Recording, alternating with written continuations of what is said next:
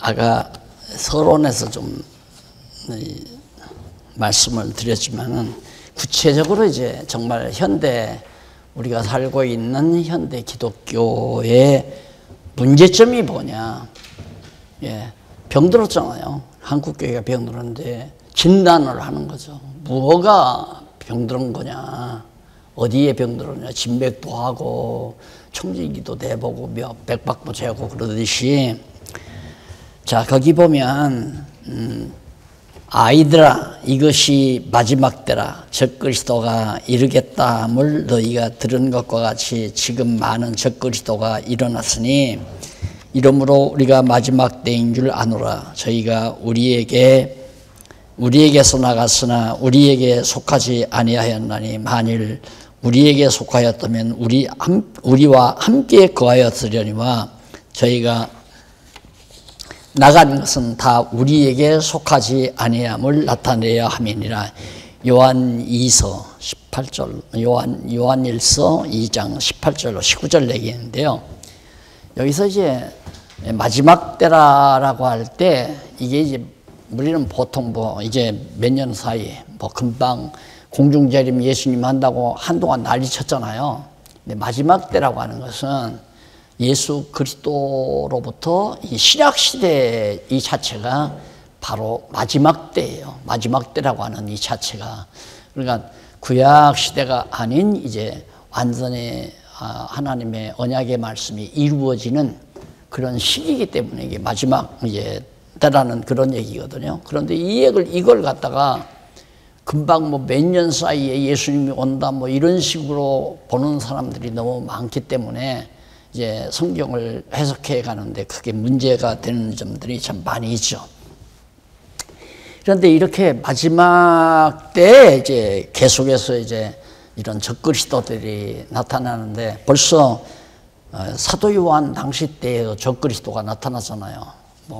예수 육체 오심을 부인하는 자들이 있고 예수의 육체를 부인하기도 하고 영을 부인하기도 하고 예수의 영성이나 육성을 부인하는 그런 이제 이단자들이나 또 그 이전에 유대교들이 바로 율법주의자들도 역시 또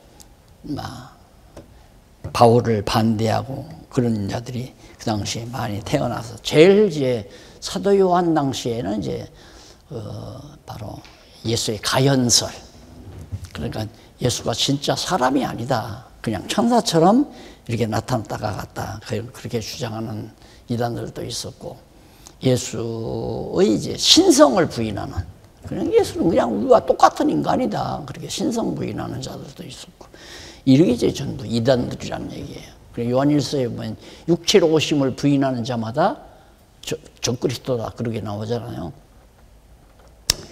자 그렇게 되다가 보니까 결국 그 교회 안에는 많은 문제들이 발생하게 되는데 주 95년경에 요한계시록이 마지막 딱 정리가 됐잖아요. 정리가 돼가지고 신약 성경이 완전히 마스터된 다음에는 그 다음에는 이제 너무 투명하게 기독교가 무엇인지 이게 완벽하게 쫙 다 결론이 났는데 문제는 이 성경을 제대로 모른다는 데 문제가 있는 거죠.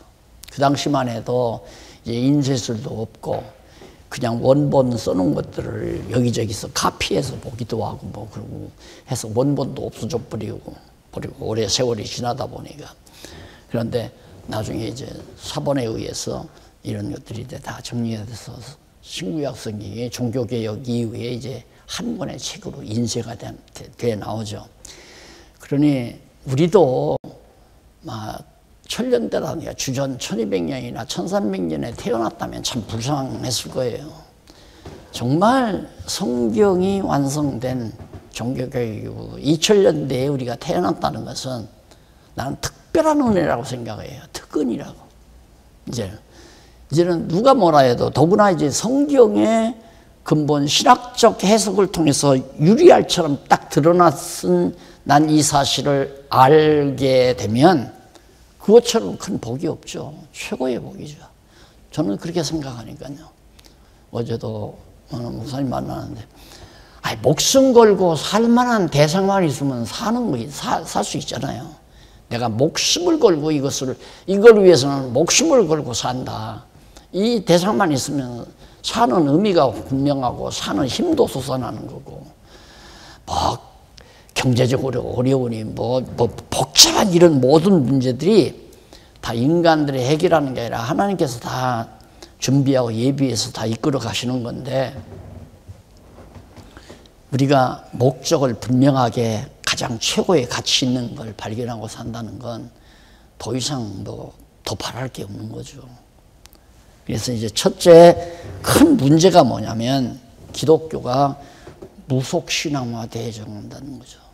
그러니까 아까 사모님도 얘기했지만, 얘기 도중에 그런 얘기했지만, 하나님을 갖다가 자기 어떤 그냥 보조품, 식품에도 보조식품이 있잖아요. 그러듯이 그냥 내가 살아가는데 필요한 분, 힘들 때 이 양반한테 얘기하면 좀 도와주는 분, 이게 자기가 목적을 달성해 가는데 필요한 친구, 또 선배, 부모, 형제. 그래서 많은 사람을 잘 알고 사는 사람이 처세술이 좋은 사람이다 그러잖아요. 그게 하나님을 자기 도움자로 하는 사람은 처세술이 더 높은 사람이죠. 그렇게 보면 말도 안 되는 얘기예요. 전혀. 그러니까 하나님, 내가 이렇게 계획대로 이렇게 하려고 하니까 하나님 좀 날 좀 도와주세요. 그게 바로 새벽마다 나와서 울고 불고 기도하는 내용 아니냐 이거요. 그러면 우리 초등학교 다닐 때 배웠지만 남학신 장사, 그다음 집신 장사 아들 두 부모 이손 얘기 나오잖아요. 두 아들을 뒀는데 비가 와도 걱정이야. 날이 좋아도 걱정이고, 비가 오면 집신이 안 팔려서 걱정이고, 집신 장사하는 아들 때문에 걱정이고, 날이 들으면 잘 팔리는 집신 장사 잘 팔린다는 기쁨은 없어. 남학신 장사하는 아들 남학신이 안 팔린다는 걱정만 앞세우지.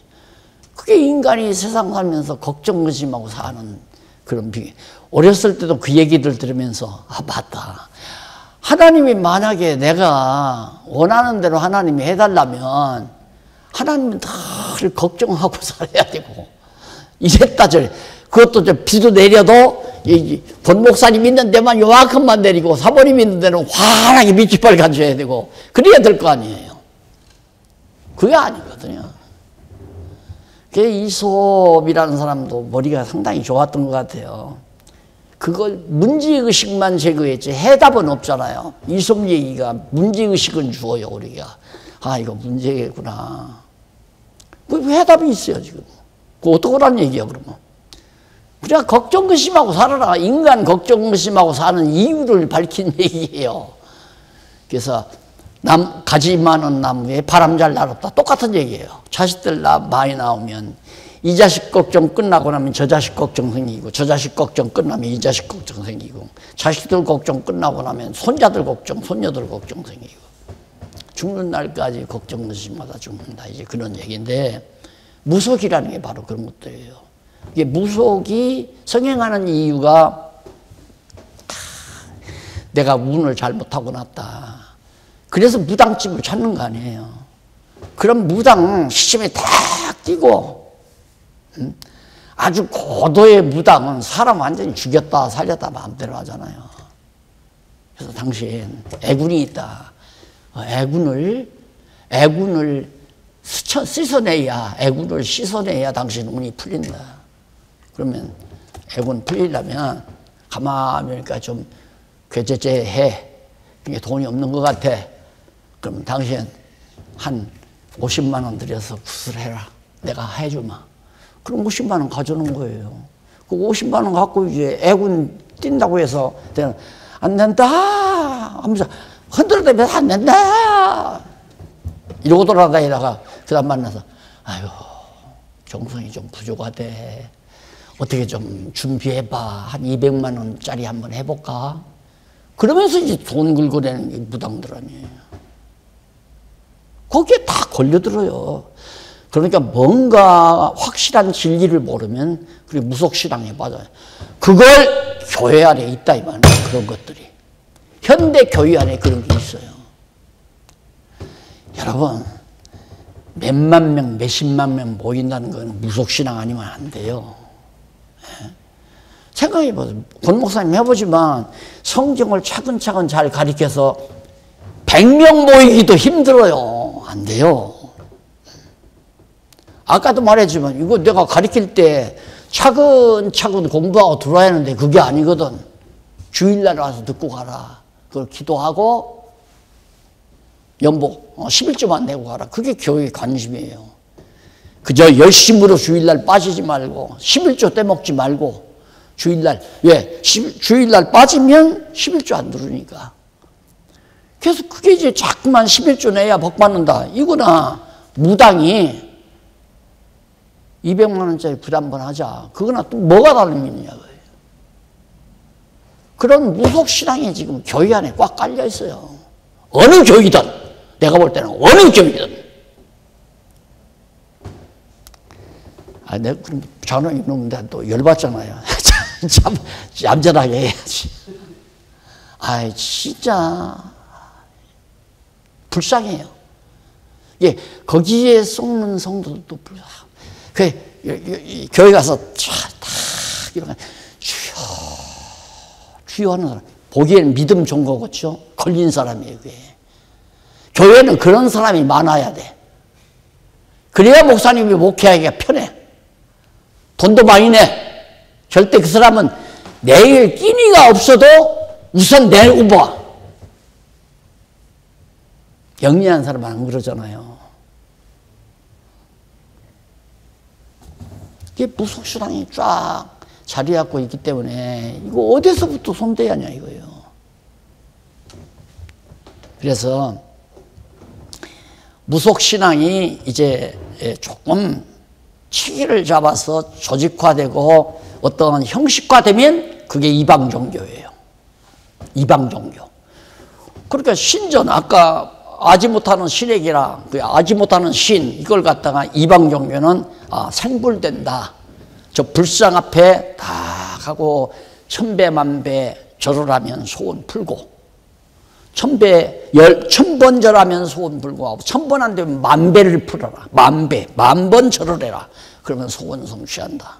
그 불교에서 그런 식으로 은근히 성도들에게 완전히 거기도 무당에 완전히 접한 거죠. 기독교에서 새벽마다 빠지지 말고 기도 열심히 하면 소원 푼다는 말이나 1000배 만배 절하면 소원 푼다는 뭐가 다름이 있어요. 그게 옛날 조상들 어머니들은 아들 과거 보러 가기 전에 공부한다며 아들이 이제 과거 급제하기 위해서. 그럼 어머니는 팔처럼 장독 득간에다 뒤에다 찬물 떠놓고, 그래 찬물 떠놓고 촛불 켜놓고, 촛불인가 이 기름, 들기름, 참기름, 이 들기름 짜서 거기다 이렇게 불 켜놓고 계속 새벽에 일찍 일어나서 그게 새벽 기도로 이어지는 거예요. 쉽게 말하면. 그러니까 무당 종교 따로 있고 뭐 신비주의 종교 따로 있고 그런 게 아니라 기독교 안에 그렇게 무당성이 많을수록 목회하기는 좋고 사람도 많이 모이고 민도가 낮으니까. 근데 지금은 안 되잖아요, 잘. 근데 이미 모여가지고 쇠뇌된 사람은 한동안 유지되죠. 예, 세대가 바뀌기 전에는. 그러니까 지금 하나님께서 역사하셔서 정말 많은 사람들로 하여금 이제는 우리 한국도 한동안 놀아봐야 돼요. 젊은이들이 지금 태어나서 지금 한 30, 40대 사는 친구들은 고생을 모르잖아요. 어머니 아버지가 피땀 흘려서 다 먹고 살고 했으니까 잘해서 좋은 대학도 보내고 호화롭게 잘 큰 놈들이 대부분 많단 말이다. 그러니까 그 놈들이 지금 막 즐기니까 덩달라서 같이 동료 놈들도 돈도 없는 동료 놈들도 그 놈들 따라서 지금 다 쾌락주의로 다 몰려간단 말입니다. 다 빠져가요. 그러니까 교육에 젊은이들이 없어져 버리는 거죠. 한동안은 그렇게 살아봐야 돼요. 그래서 2세대, 한 30년 주기로 문화가 바뀐다고 그러는데 30년이면 한 세대, 한 세대, 그러니까 손자 세대, 아들 세대, 아버지 세대, 할아버지 세대, 이 한 세대를 한 30년 주기로 삼는데, 그래서 그 30년 주기마다 문화 패턴이 바뀐다는 거거든요. 지금은 완전히 그냥 이 춤 잘 추는 놈이 최리야. 안 그래요? 요즘 20, 30대들 앉아서 보기 항상 다리 그냥 막 이러고 있잖아요. 이 춤 잘 추는 놈이 인기니까. 아무 철딱서니가 없어요, 요즘 젊은 애들이. 그렇게 해서 살다가 보면 이제 나중에는 이 쾌락 다음에는 허탈감이 오거든요. 그 허탈감이 온 다음에, 야, 인생은 뭐야, 이거? 야, 왜 살아야 돼? 사는 목적이 뭐야? 어떻게 살아야 돼? 이런 이제 고민에 빠져들 때 지금 이 진리가 먹혀 들어가는 거예요.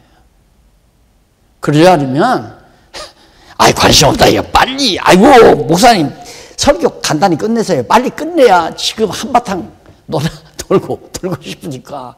그러니까 그게 뭐이 공부가 되겠어요. 그래서 나는 그렇게 생각해요. 나 우리 박홍기 교수한테 참 박홍기 교수님은 좋겠다 그러게. 왜 그러냐고 그래요. 나보다는 더 좋은 걸 많이 볼 것 같아. 내 느낌이. 한 세대가 다르니까 나보다는 더 좋은 걸 볼 것 같아. 분명히 이제 시대가 옵니다. 벌써부터 뜻있는 젊은 애들을 자꾸 요즘 그 신문에 글 이렇게 나오는 거 보면 약간 벌써 방향 전환이 되더라고요. 지금 우리 젊은이들 최상급이거든요. 세계에서 1위 아니에요. 걔들 뭐야, 비인가 뭔가 막 나가가지고 막 춤추며 노래하는 걸로 완전히 세계 젊은이들 다 휘잡아 버렸잖아요. 거기가 정상이에요. 그래서 그 단계가 지나면 이제 쾌락, 그 한동안 20년 전에 영국이 경제적으로 걱정을 하더라고요. 젊은 놈들이 잘 살려는 소망이 없대요. 야, 좋은 집에 살고 싶다, 좋은 차 사고 싶다, 그런 게 없다는 거예요. 그러니까 왜? 그냥 정부도 필요 없고 뭐 인생이 뭐냐, 그냥 다 한번 그냥 훈이 없게 누겨봐. 아무것도 아니니까 허탈감에 빠졌다는 거죠. 그러더니만 한 20년 지나서 젊은이들이 이제 좀 이제는 뭔가 하려는 의욕도 있고 잘 살아보려는 의욕도 있고 그렇게 변화가 되는 거죠. 그럴 때 이제 정말 그 허탈감에 빠졌을 때 이제 복음이 이제 먹혀 들어가야 되는데, 우리나라도 내가 볼 때는 그냥 20년 사이에 많은 젊은이들 허탈감에, 예를 들어서 지금 막 인기 떴다. 그럼 걔들이 계속 그러는 게 아니거든요. 손흥민이가 지금 23살인가 됐는데 완전히 떴잖아요. 앞으로 손흥민이도 10년 이내에요. 30년 이내. 30세 이상은 뛰기가 힘들단 말입니다. 주저앉힐 때 견디지를 못하는 거예요. 박지성이가 한동안 떠들면 박지성이 한번 나오는데 완전히 옛날 기질 삼아서 해보려니까 안 된다 이거예요. 그럴 때 인생이 뭔가, 이런 하나님께서 그렇게 돌이켜서 진리를 찾고자 하는 마음들이 돌아서는 젊은이들만 있다면 108백이에요. 108백. 이건 정말 아까도 말한 하나님께로부터 온 진리이기 때문에 세상에서는 찾을 수 없는 논리책이고 진리책이기 때문에 이걸 깨닫게 되면 풀리지 않는 문제가 없잖아요. 깨끗하게 맞다. 야, 진짜 맞네? 야, 맞아. 진짜 맞구나. 와, 좋다. 이렇게 이제 돼가는 거죠. 근데 무속신앙은 아직도 이 욕심이 많은 사람들 치고 무속신앙에 안 빠지는 사람이 없어요. 자기 욕심 달성하려니까 욕심대로는 안 되는데 이걸 해결하기 위해서는 야 이거 내가 팔자로 잘못하고 났나 애군이 끼었나 그래서 이제 무당촌 찾다가 보면 그런 신앙으로 많이 젖었는데 과거 무식한 시대에 그게 교회 안에서 신사적인 것처럼 돼가지고 딱 들어오니까 그냥 맞다 해가지고 다 거기에 빠져드는 거죠. 아니 내 필요한 대로 하나님이 살아요? 하나님 필요하신 대로 당신이 정하신 대로 나를 인도해 가는 거죠. 그게 완전히 뒤바꿔 놔야 된단 말이에요. 사람들의 관심을. 그래서 이게 가장 큰 문제다. 무속신앙 자체가. 그 다음에 이제 두 번째가 29페이지에 나오는데 거기 이제 도표 나오죠. 하나 신앙 해가지고 계시신앙 성경 말씀을 기초로 한 신앙이 있고 무속신앙. 그게 자기가 무속신앙이라고 하는 건 자기의 욕구를. 그럼 예를 들면 똑같아요.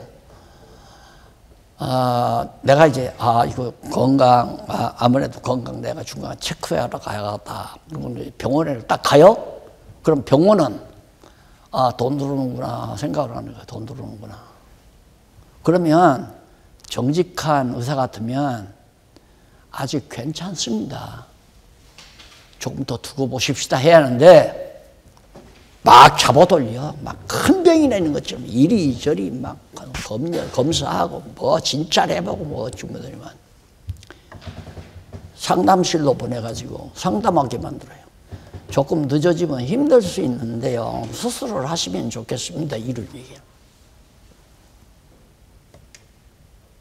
내가 어떻게 당한 일이야. 내가 지금 돋보기도 안 쓰고 내 글을 다 읽는데 아이들이 뭐 내가 좀 이 눈 하나가 이쪽은 수술을 했는데 이쪽은 안 했어요. 그래서 잘 보는데 한번 뭐 알아봐가지고 나를 자꾸 이야기하나 가보라고 하는 거예요. 이게 2시간을 잡아 돌리더라니까 2시간을. 세상이 다 그래요. 다 전부가 다. 안 걸려도 그러니까 그렇게 약방에 가면 약 먹으라고 그러고 병원에 가면 수술하라고 그러고 교회 가면 복 받으라고 그러고.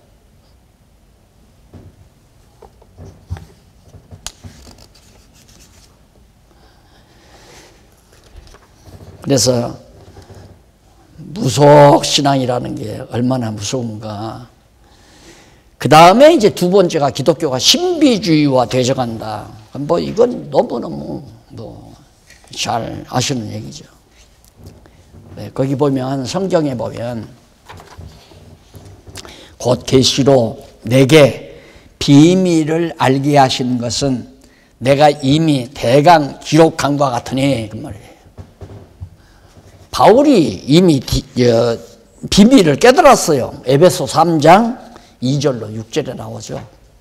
그러니까 기록한 것은 2장 6절이니까 이미 앞에서 1장 기록했잖아요. 그게 비밀이에요. 쉽게 말하면. 교회 비밀이죠. 교회 비밀. 이게 비밀인데 교회 안에 무슨 신비가 또 있어요. 신비가. 그런데 신비주의 신앙으로 끌어가는 거예요. 교인들을 전부 다. 성경에 다 기록되어 있는데 신비가 다 공개가 되어 있는데 그 내가 그러잖아요. 여기 하나님의 작정이죠.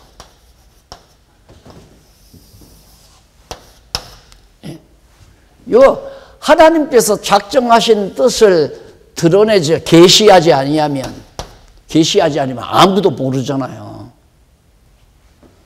하나님께서 다 작정하신 뜻대로 누구?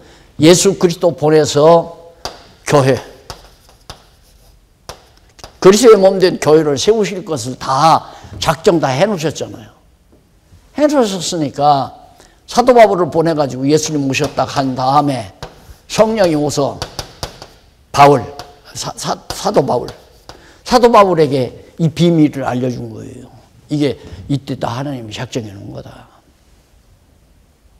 그러니까 우리가 지금 지상에서 교회를 세우는 것이 내가 세우는 것이 아니라 하나님께서 이 비밀을 지금 드러내는 거예요. 이 교회의 비밀을. 지금 교회가 세워져 가잖아요. 자꾸만. 뭐 이미 아시겠지만 지금 하나님께서 나로 하여금 여기 오셔서 목사님들하고 이렇게 같이 교제를 나누게 하는 것도 교회 세우기 위한 게 아니에요. 교회. 이 교회를 세우는데 자꾸만 인간은 자기 욕심대로 세우려고 하거든요. 그 욕심대로 세우려니까 무당짓도 해야 되고 욕심대로 세우려니까 신비주의도. 이미 신비주의 얘기하려면 에베소서 1장 가르쳐야 돼요. 1장. 이게 하나님이 여기 감춰놨던 비밀입니다. 바울이 내가 전에 이 앞서 기록했으니까 보면 알 거 아니냐. 이게 비밀이다. 예수 그리스도를 머리로 해서, 예수 그리스도 머리로 해서 우리를 지체로 한 몸 되게 했다. 이렇게 비밀을 다 드러냈는데 인간들이 욕심 따라서 교파 만들어가지고 이 교단 저 교단 뭐 교파 만들고 신학교 만들어서 거기서 뭐 하나님의 종 안수한다고 전부 그렇게 해서 뭐 돈 벌어 먹고 다 그러고 사는 거 아니에요 지금 세상이.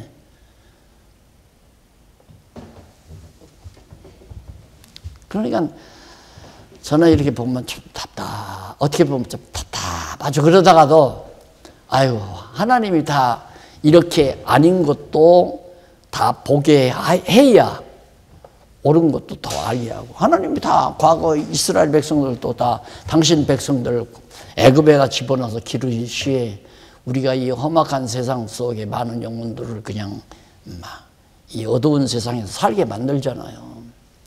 그래도 우리에게 가냘픈 빛이나마 비춰져서 진리의 빛이 비춰서 깨달았다는 것은 왕운튼 거죠. 왕운튼 거. 우선은 무당에 속지 않는 것도, 그리고 거짓 신비주의에 속지 않는 것만도 엄청난 보관이에요. 그래서 이 신비주의라는 것이 잘 먹히는 것은 하나님이 안 보이잖아요. 하나님은 눈으로 안 보인단 말입니다. 그렇게 이상한 현상만 나오면 이게 하나님이라는 얘기예요. 내가 이제 한번 텔레비를 보니까 아프리카인가 어딘가에서 이 모니터를 가지고 가서 텔레비를 틀어놨어요. 그러니까 침팬지인가 이렇게 보다가 이놈이 걸려서 뒤로 이렇게 보는 거야. 뒤에 사람이 있나 해가지고 여기서 사람이 나오니까 돌아와서 이렇게 보는 거야. 그 침팬지에게는 그 신비로운 거죠. 오늘 우리는 과학적 지식이 있으니까 당연한 거고. 그러니까 우리가 미숙하면, 모르고 무식하고 미숙하면 신비로운 게 너무 많은 거예요. 신비로운 것이. 제가 완전히 20대 초반에 이 신비주의에 빠져가지고 진짜 얼마나 많이 속았나 몰라요. 세월 낭비했죠. 세월. 근데 그렇게 하는 사람이 또 그게 옳다라고 생각하는 게 문제예요. 이게 하나님이 하시는 거라고 생각하는 게. 그 누구나 다 그러죠. 그러니까 여기에 처음에 얘기했듯이 성경을 모르면 자기도 남을 속여요. 그건 속이는 게 아니죠. 자기가 모르니까 남에게 거짓말을 한 거지. 알고도 거짓말을 했으면 사기꾼이고, 모르고 거짓말한 건 법에서도 참작을 하잖아요. 이 몰라서 그랬다. 신비주의라고 하는 것은 가장 성경에서 말하는 신부는 1차적으로 지금 사도 바울이 말한 대로 교회 진리예요. 교회 진리. 1장이 교회 기초, 그리고 교회 설립에 대한 내용이 나오잖아요. 1장에 쭉. 그러니까 교회 기초가 뭐냐? 창세전 성부 하나님의 예정. 이 성부 하나님의 예정. 성자 하나님의 구속. 그 다음 성령 하나님의 인치심. 성령. 너는 내 거다. 인치심. 하나님의 예정과 그 다음 구속과 인치심. 하나님의 창세전에 다 예정해 놓은 사람들을 죄악에서 구속해서 애굽에서 구출하듯이 우리를 죄악 세상에서 구출해서 너는 내 것이다 라고 주민등록 내준 거다 이 말이죠. 이게 교회다 이거죠. 이런 사람들이 모이는 것이 교회다. 이게 이제 참 실감나는 게 뭐냐면 전혀 생각도 안 했던 사람들이 진리를 깨닫고 기뻐하고 즐거워하고 함께하는 이런 역사가 그게 이제 진짜 하나님께서 비밀을 드러내는 거거든요. 이제 비밀을 드러내는 거. 그러니까 성경을 깨달아야 이 하나님 앞으로 돌아오게 돼 있잖아요. 그래서 신비주의가 얼마나 정말 한심한 거냐면 거기 31페이지 두 번째 중간쯤 나오죠. 세속적 신비는 비복음적, 복음적이 아닌 복음이 아닌 비복음적 신비를 통칭하여 일컫는 말이다. 그러므로 세속적 신비는 비성경적이며 비신앙적이고 비기독교적인 것이다. 세속적 신비는 하나님께서 창조하신 세계에서 일어나는 사건들 가운데 그 원리나 사리를 초월하여 경이롭고 불가사의한 현상으로 나타나는 사건들을 말한다. 예를 들면 우리 현재로 봐서는 마술, 또 추면술, 기사, 놀라운 일이죠. 기사, 환상, 그리고 영음, 예언 및 방언 또는 입신, 진동, 벌벌 떨리는 진동 이런 등등의 여러 가지인데 이런 것들은 약과예요. 요한계시록에 가면 요한계시록 13장 14절, 15절, 13절, 14절, 15절 여기 가면 마지막에 이제 극도로 이 짐승 권세가 지금 교회 말고는 다 짐승 권세 산하에 있잖아요. 그리스도의 몸된 교회 말고는 전부 짐승 권세 산하에 다 있는 거란 말입니다. 어떤 나라든 국가든 무슨 문화권이든 뭐든 다 짐승 권세가 장악하고 있는 거란 말입니다. 그런데 이 짐승 권세가 이것을 완전히 모든 군왕들로부터 다 자기가 이제 다 정복하기 위해서 마지막 판에 마지막 날에 두 가지 기적을 행하잖아요. 짐승 권세가. 하나는 하늘에서 불이 내려오게 만들어요. 하늘에서 불이 내려와. 또 하나는 우상을 만들어가지고 우상에게 이 짐승 권세가 생기를 불어넣은 거예요. 하나님이 생기를 불어넣어서 아담을 창조하듯이 이 짐승 권세는 생기를 불어넣어서 우상으로 말을 하게 만들어요. 말을. 그리고는 다 우상에게 절을 해야 돼. 우상에게 절을 하면 상권을 줘요. 주민등록도 주고. 절을 안 하면 완전히 다 배제시켜버려요. 구멍가게 하나도 못 해먹게 한다 이 말입니다. 그게 이제 짐승의 수로 인해서 인심을 받아야 된다고 그러잖아요. 666수 인심을 받아야 된다. 그런데 지금 사실 모든 그 세상 권세가 지금 강대국들이 꿈꾸는 바가 뭐냐면 이게 지구 아니에요? 지구면 지구에서 평면전 가지고는 망했다 흥했다 망했다 흥했다 이게 총체적으로 장악이 안 돼요. 그러니까 지금 서구와 동양, 중국과 미국도 이게 이제 딱 갈려져 있잖아요. 중국은 소련이 바로 근접해 있으니까 소련과 중국은 한 통이고 미국은 아메리카 대륙, 북아메리카, 남아메리카 대륙 중심으로 떨어졌으니까 미국에서는 자꾸만 이 아시아권을 중심으로 해서 해양 세력을 넓히죠. 그래서 일본이라든가 한국이라든가 대만이라든가 필리핀이라든가 요 해양 쪽으로 빙 둘러싸이는 거예요. 싸는 거예요. 미국이. 그리고 이제 유럽 세력으로 해서 이렇게 해서 완전히 중국과 소련을 가운데다가 포위하는 거죠. 이게 그 사람들이 포위 안 당하려고 그럴 거 아니에요. 그렇게 이게 감질나는 거예요. 지금 현재 상황이 그런 상황에서 부대통령 미국 가가지고 줄타기 하느라고 애쓰고 왔죠. 미국 편 들으면 중국에서 미워하고, 중국 편들면 미국에서 미워할 거고. 이거 갖고는 해결이 안 돼요. 하나님의 정하신 역사대로 되는 건데, 그러면 무슨 꿈을 꾸고 있느냐?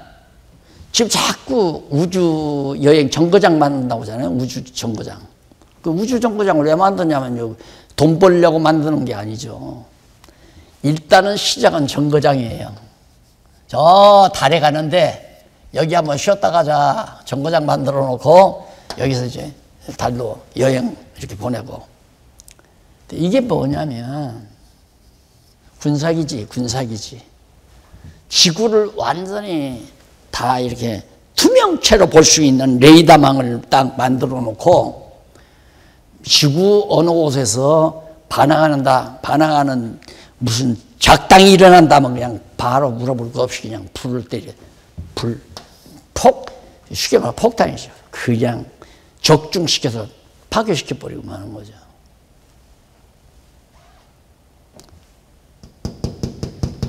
이게 지금 실현 단계에 있잖아요. 곧 여기 돼서 이제 달나라 여행 간다고 그러잖아요. 화성도 가고. 꿈이 그거예요. 여기 군사기지. 여기 이제 완전히 사령부. 지구를 통째로. 이게 이제 마지막 날 예수님 오시기 전에 이루어질 엄청난 사건이죠.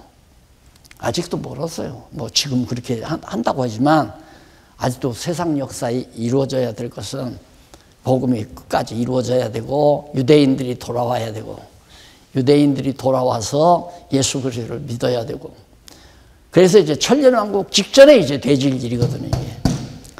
그러면 우상으로 말하게 하는 거 뭐냐? AI, 로봇. 로봇가 사람보다 더 영리하다고 하잖아요. 그놈 말을 다 하잖아요. 말 지금 현재. 그래서 로봇을 사단의 권세가 짐승 권세가 우상을 만들어서 생기를 불어넣어 가지고 다 말도 하고 움직이기도 하고 그럼 그 앞에 절하지 아니하면 절대로 그 앞에 절한다고 하는 건 짐승 권세에게 절한다는 거거든요. 우상 만들어서 이 두 가지가 지금 마지막 이 짐승 권세가 행할 수 있는 기적이에요. 신비로운 기적. 이게 데살로니가서에 보면 하나님께서 악한 영, 진리를 사랑치 아니하는 자에게는 악한 영을, 거짓 영을 집어넣어서 거짓 영으로 하여금 거짓을 믿게 하고 이 기사와 이적을 행하게, 이게 다 하나님이 행하게 하는 거예요. 이게. 세상 종교를 맺기 위해서. 그러니까 신비주의도 교회 안에 자리 잡고 있는 건 사람을 속이는 데는 무당도 아주 무식한 사람은 무당에게 잘 속지만 조금 좀 튀인 사람은 무당에게 안 속잖아요. 그 다음 이제 속을 수 있는 게 신비에는 다 속아요. 이 신비로운 일 앞에는 사람들이 진짜 하나님 계시는 거구나 이렇게 막연히 생각을 해요. 그러니까 이상한 짓이나 이상한 현상이 나와야 돼. 교회에서 정말 이상한 현상. 그러니까 누가 와서 푹 쓰러지면서 뻐림적 한다고. 하나의 신권이 나타났다 이거죠.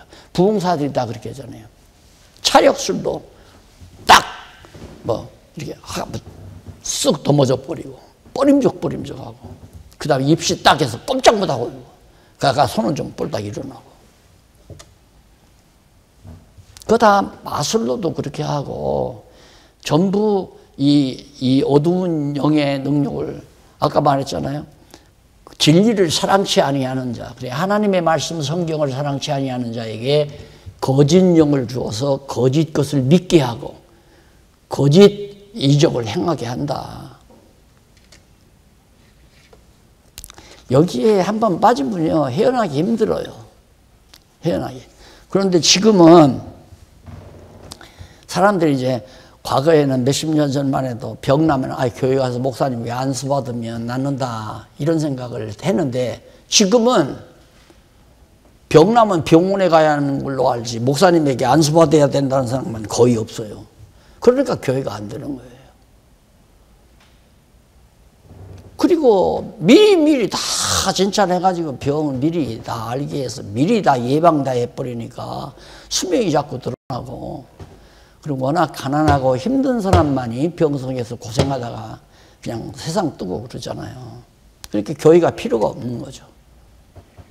그래서 이 신비주의도 문제가 있다.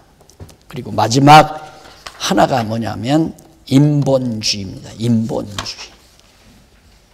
기독교가 인본주의화 되어진다. 33페이지. 거기 성경 한번 볼까요?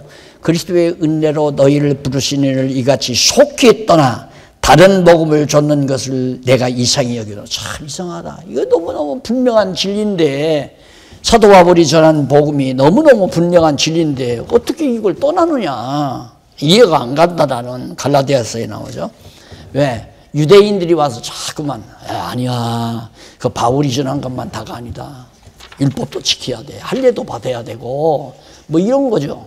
여기에 다 넘어가 버리는 거예요. 그래서 다만 어떤 사람들이 너희를 요란케 하여 막 휘저어가지고 그리스도의 복음을 변하려 함이라. 신비로운 이 사도 바울이 다 깨닫고 전해놓은 에베소서에서 나오는 이 복음의 비밀을 너희들로 하여금 혼잡을 일으켜가지고 교회가 무엇인지도 모르게 만들어서 그렇게 해서 자기를 위해서 충성하게 하기 위해 거기 나오죠. 그러나 우리나 혹 하늘로부터 온 천사라도 우리가 너희에게 전한 복음 외에 다른 복음을 전하면 저주를 받을지어다. 그래서 성경에 기록된 복음 진리만이 참 것이지, 성경에 없는 소리 짓거려대면 그것은 저주를 받는다 이 말이에요. 우리가 전에 말하거니와 내가 지금 다시 말하노니 만일 누구든지 너희의 받은 것 외에, 사도 바울이 열심히 가르쳤잖아요. 그동안 계속 전하고 가르쳤는데 그렇게 갈라디아 지방에 가서 이걸 받은 것 외에 다른 복음을 전하면 저주를 받는다. 이게 복음은 절대적이에요. 오직 딱 하나 정확하게 흔들리면 그게 바로 성경이죠. 신구약 성경. 이 진리만을 전해야 되는데 오늘날에는 뭐 신비주의도 있고 무속신앙도 있고 하지만 거기에 한술 더 떠서 사두개인들처럼 완전히 인본주의 신앙, 뭐 부활도 없고 뭐 예수가 뭐 하나 인간이고, 이 인본주의 신학 이런 거. 그래서 그 인본주의 신학은 그런 게 있어요. 기독교가 오랜 역사와 함께 많이 변질되어 왔다는 분명한 증거인데 16세기 일어난 종교개혁은 인본주의화된 기독교를 신본주의로 잡아돌리는 것이다. 인본주의의 대표적인 게 로만 캐토릭 아니에요? 그 뭐 이런 거죠. 분명히 바울이 전한 교회는 이건데 로마 교회는 교회 머리가 교황이에요. 예. 하나님이 교황에게 권한을 다 인기했다는 거죠. 예. 내가 제일 머리다. 교황이 머리고 우리는 교황의 지배를 받는 교황의 지배를 받는 우리들이다. 그래서 교황 아래 전부 모든 나라의 추기경들이 교황의 지배 아래 다 있잖아요. 그 완전히 인본주의죠. 대표적인 인본주의. 그러면 여기만 그런가? 총회장이 최고다. 총회의 지배를 다 받도록 되어 있다. 그러면 교황과 총회장이 뭐가 달라요? 다른 것이 있다면 이건 세계적으로 유일해 하나. 이건 세계적으로 유일한 게 아니라 10도 되고 20도 돼. 교파가 많으니까. 그리고 더 나아가서는 이제 여기는 이제 교단, 뭐라고 그래. 성당이 많지를 않잖아요. 서울 시내도 그렇게 많지를 않은데 성당마다 교주가 있어요. 교주라는 말 우리는 저 사람이 교주야 그러면 그 이단으로 알잖아요. 구원파 교주래 그러면 그 이단 교주라는 얘기거든요. 교주란 말은 교회 주인이라는 얘기예요. 교회 주일, 교주라는 말을 당회장으로 바꿔놨죠. 당회장으로. 예? 그럼 당회장이나 교주나 뭐가 다름이 있어요? 당회장도 교회 주인이고, 교주도 교회 주인이라는 얘기고. 참, 너무 괴로운 일이 많죠. 그래서 우리가 하나님의 말씀으로 제대로 무장되지 아니하면 결국 교회는 무속신앙 아니면 신비주의 신앙 아니면 인본주의 신앙이다. 내가 가리키는 말만 듣고 신앙생활해라. 절대 자기 교인들이 다른 교회 못 가게. 그래서 여러분 절대로 주일날에는 다른 교회 가지 말고 멀리 출장 갔다도 교회 참석해야 됩니다. 다른 교회 가면 안 되도록 그렇게 가르치잖아요. 똑같이 같은 신앙 나오고 같은 교단에서 같은 도에 활동하는데도 예를 들어서 집사님 한 분이 아니 목사님 제가요 바랄게 볼일 보러 가다가 시간이 늦어서 그냥 어떤 목사님 교회 있잖아요. 그 교회 가서 그냥 예배 드리고 왔어요. 그럼 뿔닦기 나요. 니도 이리 와야지.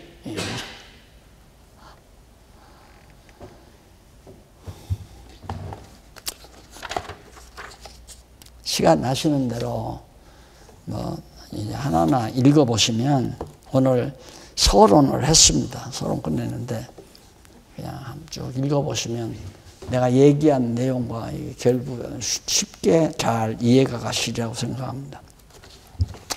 다음 시간에는 우리 성경관에 대해서 강의를 하기로 하고 오늘 강의 여기서 마무리합니다. 기도하십시다.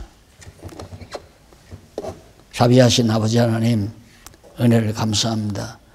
오늘 또 사랑하는 귀한 동역자들과 함께 귀한 말씀, 하나님의 말씀을 또 하나님의 선하신 뜻을 같이 공감하면서 아름다운 시간 성도의 교제를 갖게 하심을 참으로 감사드립니다. 이 말씀이 우리 안에서 역사해서 힘이 되게 하시고 진리를 위해서 하나님 나라 건설에 쓰임받는 귀한 여건들로 주께서 붙들어 주시옵시기를 비오며 예수님 이름으로 기도드립니다. 아멘.